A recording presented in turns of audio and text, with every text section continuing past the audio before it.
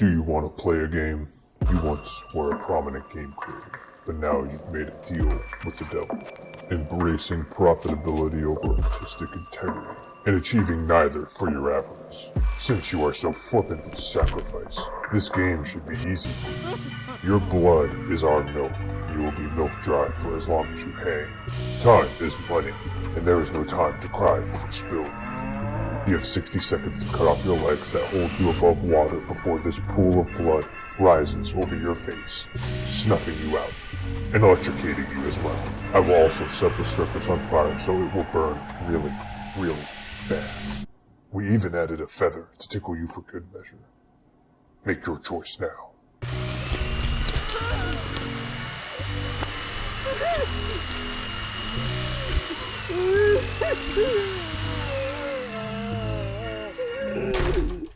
Cause life is too short, so love the one you got, cause you might get run over or you might get... What? Happy Halloween! You may be wondering what kind of Halloween costume am I wearing? But believe me, this is no costume. I just wanted to dress as a creative character. Look, just because it's Halloween night doesn't mean that anything bad's gonna happen. Would I lie to you? Anyway, today I would like to announce that Suit and Tyler has been acquired yet again. And no, it's not by China this time. So I've invited one of my bestest friends ever to celebrate. Please welcome Volition. Volition are the creators of the amazing Saints Row franchise, the wicked cool Punisher game for the PS2, and plenty more 6 out of 10s. Luckily, numbers are stupid, and Volition agrees. That's why they embraced nothing and rebooted the Saints Row franchise. Isn't that right, Volition? Oh my god, Volition's dead. Who could have killed them? Was it the publishers? Was it the fans? Was it me? No, it can't be me. Even though I'm the only one in this room. My hands are clean. Ah, fuck. I'm gonna get to the bottom of this right now. The answers must lie in their previous game. Saints Row 2022. Also known as A Cry for Help. It's a game I've been wanting to review since it first came out, but I couldn't because, who would care about a review of Saints Row 2022? I think it's time to do what no man has ever done before. Finish the Saints Row reboot. Well, turns out that's a video game. One thing I've learned about digesting art that's bad or mediocre or made by Zack Snyder is that there are always diamonds in the rough. More often than not, it's just one diamond in the rough, but a diamond is a diamond, even if it's cubic zirconia. The Saints Row reboot is cubic zirconia. Grand Theft Auto practically owns the open world crime genre, but this town's still big enough for 2 game franchises. Only 2 though, no more allowed. That means you, Quartz, get out of here. Saints Row cleverly carved its own path away from Grand Theft Auto by getting dumb and dumberer with each entry. But in a good way. The franchise went full Evil Dead on everyone's groovy booty as each game took itself less and less seriously, until the 4th game had players play as the President of the United States, fighting aliens with superpowers. Where's the crime in that? Well, besides being the President. Saints Row 2022 isn't the garbage fire that the industry has painted it to be. It's a blazing roller coaster ride full of highs, lows, and further lows so undeniably bad that they somehow become highs again. A trash-riddled ride I ultimately walked away from amused, despite the lows. If you've ever eaten at Applebee's, then you know the drill. Rebooting Saints Row immediately piqued my interest as a longtime fan since the first game. Me being such a young baby, I was naturally indoctrinated into being a massive fan of Grand Theft Auto. Yet when the 360 first launched, the console was lacking that next-gen big steel rush that my baby trigger fingers staunchly embraced. And that's where Volition came along. They blessed us poor, deprived children with immature, open-world crime shenanigans when no one else would. And Saints Row became an immediate household name. Saints Row wasn't our stepdad. He was the dad that stepped up. Thank you, THQ, for publishing this franchise. I wonder what happened to them. It's funny to call Saints Row 1 the most grounded of the franchise when it's still so colorful and cartoony with its stereotypical street gang archetypes. As outdated as it may look, the original holds up better than ever thanks to its focus on fun and free-flowing mission design as opposed to the modern age's paradoxically linear open-world levels. If a reboot could recapture the kind of fun that the original still holds, then it could easily compete today. However, the Saints Row reboot restricts itself and has a hard time hiding the fact that it's an unfinished game, like Cyberpunk 2077 unfinished, or GTA 6 level unfinished. The game starts with a bang. In just the first few hours, the player character is hopping on planes and chasing down trucks during a Mad Max-style dust storm. Well-directed cutscenes with a strong creative vision behind them aren't done any favors when the set pieces look this janky and unpolished.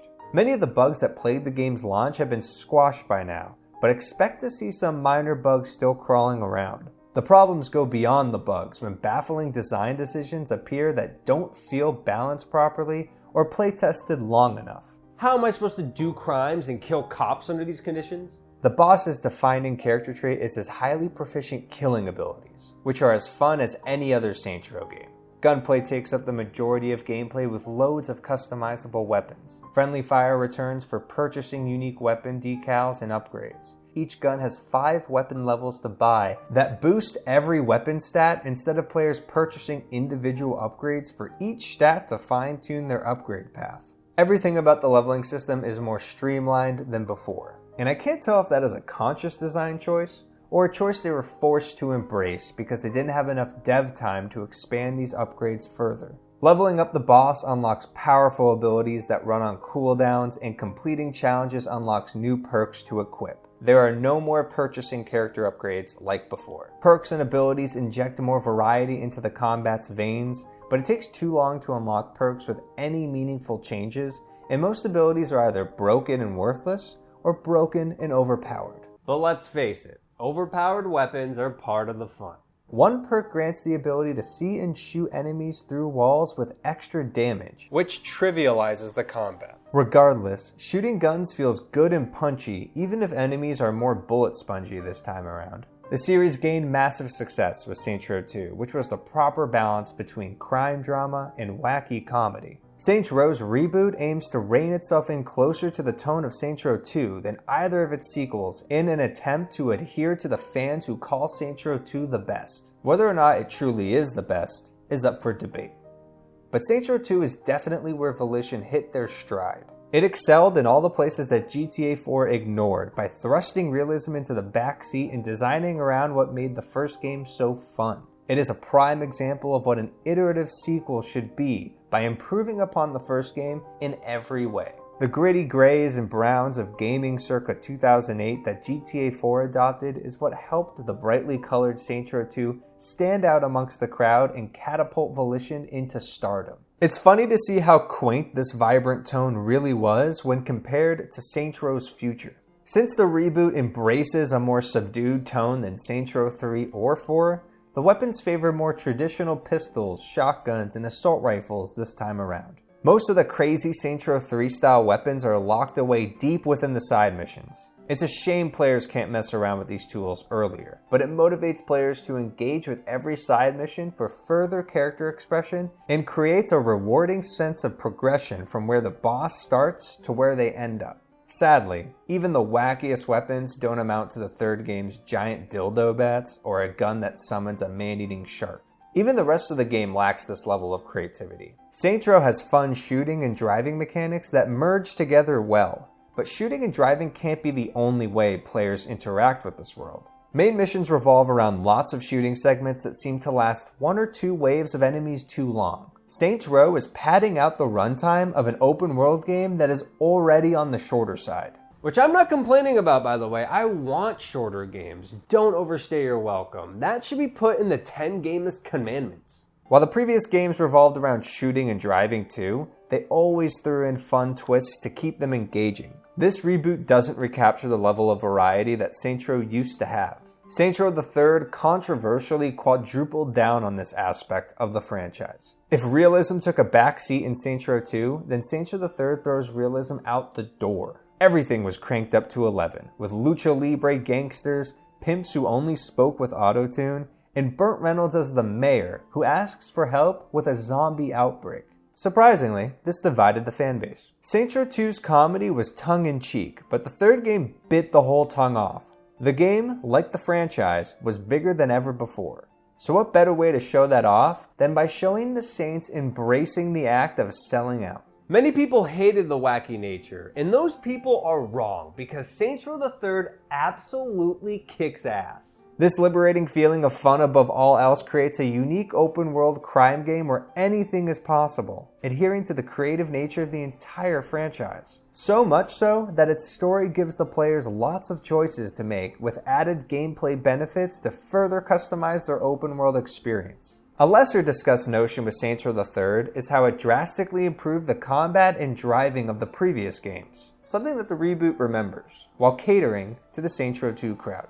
Saints Row 2022's greatest creative endeavor is its vision for what a modern crime story can be. Mobsters, gangsters, kingpins, drug lords, Heisenbergs, they all share one major component to their criminal beginnings.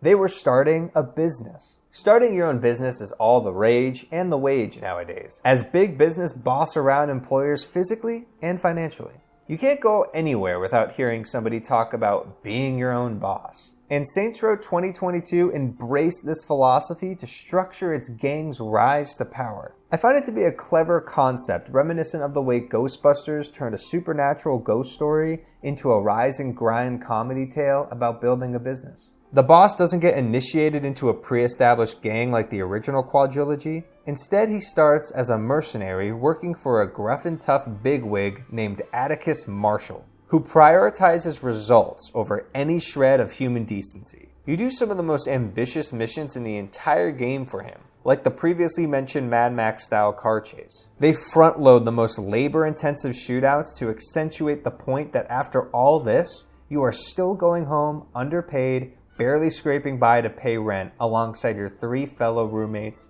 Kev, Eli, and Nina. Kev is like if Johnny Gat channeled more the dude while never wearing a shirt. He works for the Idols, one of the rival gangs in Santo Ileso. Nina is like if Shaundi did less drugs and more car stuff. I don't know, I'm running out of ideas faster than this game. She works for Los Panteros, another one of the rival gangs. And lastly, Eli is like if Pierce was actually competent and didn't like shooting people. He works for... Actually, I don't know what he was doing the whole time. He hangs out with Kev, I guess? The game establishes that they are all the bestest friends ever, and I believe that's why these characters aren't that compelling. Looking back on the ways the gang interacted in prior Saints Row titles, they often conflicted with each other and built tension within their friendships, like most friends actually do. It's nice and endearing to see everyone so buddy-buddy with one another, but it makes each character come off as hollow, when they aren't given much depth or complexity through internal adversity. This game wishes it had a cast as interesting as Saints Row 4. To be fair, that's pretty much impossible when you literally have Keith David and Dr. Han on the team. Saints Row 4 was a beautiful swan song for the franchise that truly made the most out of its wacky open-world crime aesthetic. If Saints Row the Third was so tongue-in-cheek it bit off its own tongue, then Saints Row 4 hot glues the tongue on its forehead to fully embrace the chaos. Fans were further divided, seeing the series play more like a Crackdown sequel than a traditional Saints Row game. This cemented the idea that Volition and the Saints Row series were anything but traditional. Fans who stuck around found the greatest game in the series, and a celebratory conclusion to the Saints Row story. Volition and the fans were more than satisfied. They were ready to move on to greener pastures. Until Agents of Mayhem was a complete flop, so now we got a reboot of Saints Row. Yay! One bad workday is about to change all of their lives when the Idols and the Los Panteros attempt to steal a Mayan artifact from Marshall that the boss is supposed to protect. When the boss chooses to abandon the artifact to save a woman's life, Marshall fires them for protecting people instead of an artifact that barely means anything to the overarching plot. I want to complain about how this artifact doesn't add anything to the story, but also that might be the point. It's not a problem, it's a feature. The boss is depressed and officially out of a job, leading to a poignant interactive sequence where the hardest part of the mission is getting out of bed. I know how that feels. This may be the most creative mission in the whole game, and everything leading up to this point from the pacing, writing, and shooting compels the audience to see the story through. While spending the whole day in your underwear binge buying knives off of infomercials as a coping mechanism, Nina gets a call that Los Panteros are going to attack a local idols party that Kev and Eli are attending, so it's up to them to save the day. Nina and Kev both pick their friends over their bosses. And I guess Eli decided that day he doesn't like having a bullet lodged in his stomach. The roommates shoot their way out of the party together, which paints a target on everyone's back. Now everyone is out of a job. Even Eli, I think. I really don't know if they ever explained what he was doing. So the roommates do what anybody would do when they get fired from their job. They do crimes. Starting with threatening a realtor to hand over the deed to a nearby abandoned church to act as their criminal headquarters. And thus the Saints are born. Or reborn, because it's a reboot. In this universe, the Saints didn't exist before, so I guess it's just regular old born. Anyway, Saints exist now.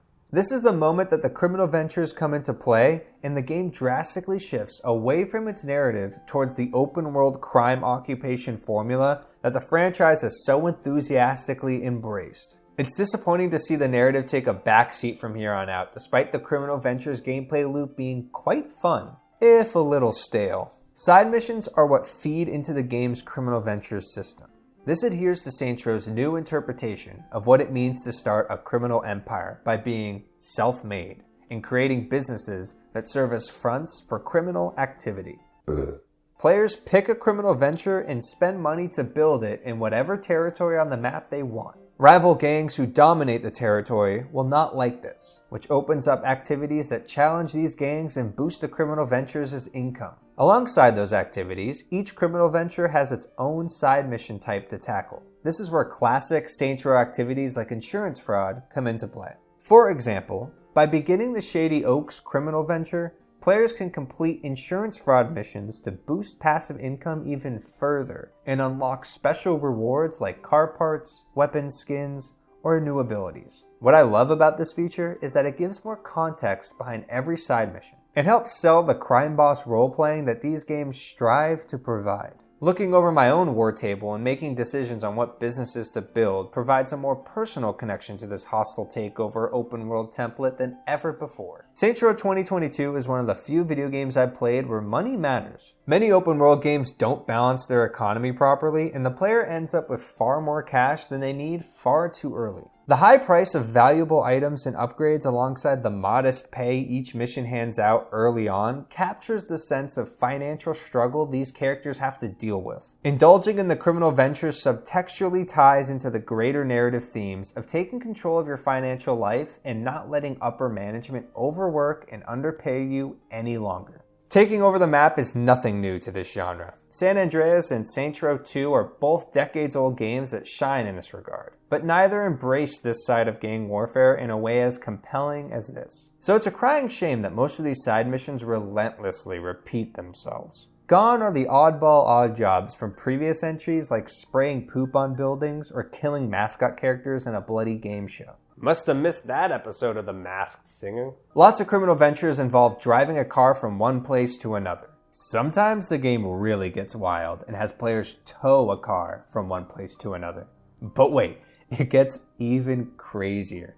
What if you towed art? The missions lack creativity, and the few unique ideas they have are lassoed into basic mission designs. One criminal venture has the player plan out various heists, which is a bold mission to do in a post-GTA 5 world. Planning a heist opens up so many possibilities of what part the player will engage with, but each heist in Saints Row plays the exact same. Players take pictures of the building to stake out the place, and then, you guessed it, drive the crew executing the heist from one place to another. Yep, you don't even get to be involved in the robbery. You're just a getaway driver.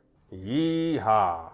Criminal ventures are the game's way of connecting the player with the mindset of a businessman always trying to perpetually grow their company. And what better way to prove to the world that you have achieved this mega growth than with an obnoxious skyscraper? The grand prize for completing every single criminal venture, letting players look down upon the open world they have conquered. And what a world it is. Volition's reboot may be lacking in many areas, but it excels in the open world of Santo Ileso. Stillwater and Steelport from the previous games depicted familiar metropolitan cities that we've seen replicated repeatedly in other open-world crime titles. But Santo Ileso is going for the Southwest desert scene found in Las Vegas, New Mexico, or Arizona. Washed-out blue skies and starry nights out on the lone desert are heightened reality renditions of the Southwest that you'd see embellished on a postcard. The hazy, mirage-like dream version of Route 66 country draws players in to embrace the vast desert city and explore every detail for history to learn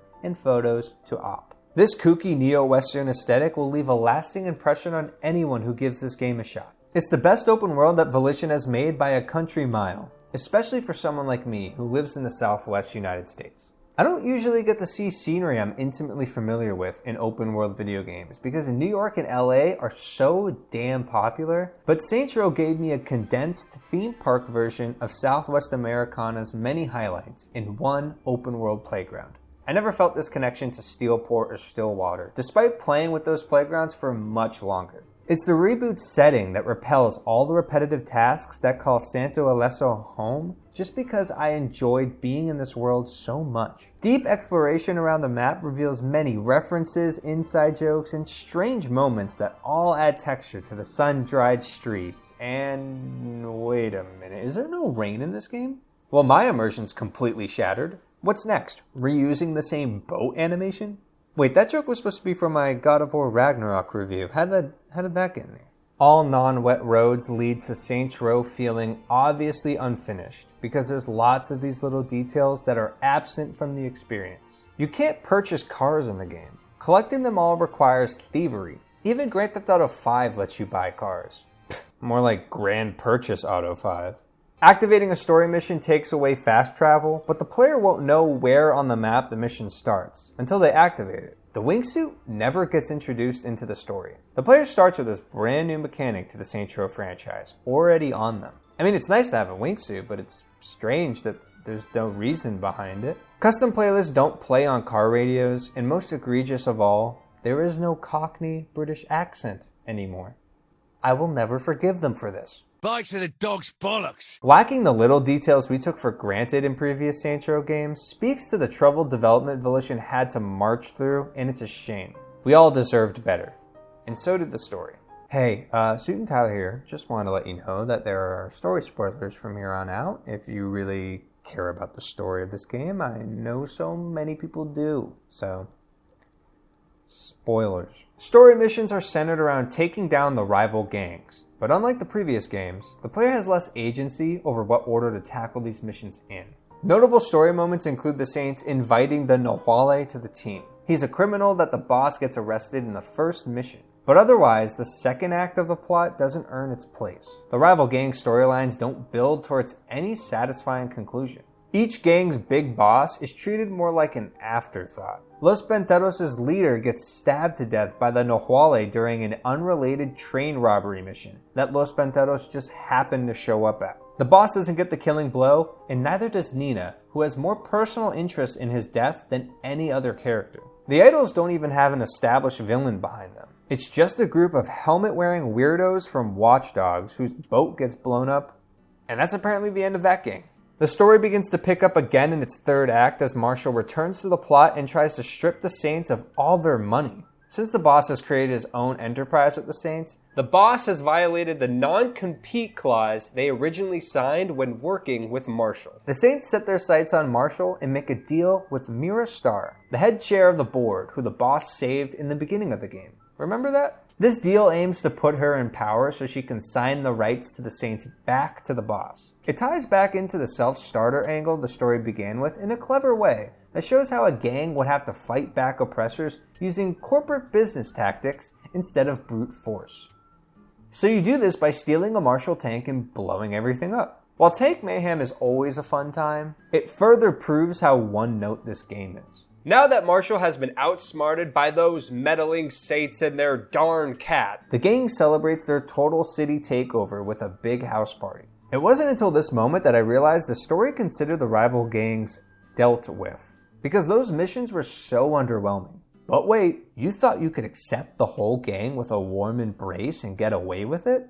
Get ready for the big twist because one of your crew members betrays you. Saints Row 2022 bobs and weaves through any actual surprise by making the Nahuale be the one who betrays the boss. The one named character you invite into the game that began as a villain in the first mission is still a villain. They build up the roommates' friendship to such a flawed degree that having Kev, Eli, or Nina betray you could have actually been interesting. But no, it's the least surprising character to do it. I mean, who would ever trust him? He looks exactly like Dutch. He buries you alive and kidnaps your friends, so you break out of your grave and go save your friends. Culminating in a Wild West showdown on the top of a skyscraper that would make Kazuma Kiryu proud. Wait, this is actually pretty cool. Look at you, Volition, you're doing a thing. The boss has hired a bad employer and pays the price. But now it's time to terminate him. Fire him. Actually, I should say lay off. But now it's time to lay him off. It's not the same.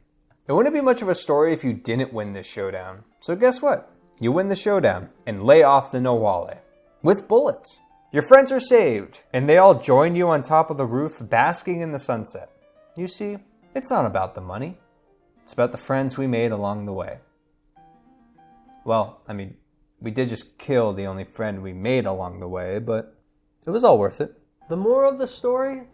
Don't invite anybody else into a pre-established friend group. Also, starting a business is really hard. Some interesting ideas do lie underneath the nose of Saints Row, alongside the ghostly veneer of a fantastic open-world crime game. But it is overshadowed by its unfinished and uninspired game design. Despite everything, I'd highly recommend Saints Row to anyone who specifically wants to play a traditional open-world crime game that feels like it's from the late 2000s. And have already played Saints Row 4. Or 3. Or 2. Or 1. Then you can embrace Saints Row into your console of choice. Kubrick's Zirconia still gets the job done. It's the GTA advance of open-world crime games that aren't GTA. The Cyberpunk 2077 of 2022. If Cyberpunk's writing was worse. The Saints Row of Saints Row games. So why did I play this game again? Oh yeah, because Volition's dead and I need to find out who killed him. It just doesn't make sense. I've played more Saints Row 2022 than anybody in this entire world, probably. And I still don't know who killed him. I must be missing something. Let me think. I got nothing. Maybe some thinking music will help. Wait a minute. Showing the Saints embracing the act of selling out. No. As big business boss around employers physically and financially. And Saints Row 2022 embraced this philosophy? It can't be. Thank you, THQ. I wonder what happened to them. Rough and tough bigwig named Atticus Marshall, who prioritizes results over any shred of human decency. But neither embrace the mindset of a businessman always trying to perpetually grow their company.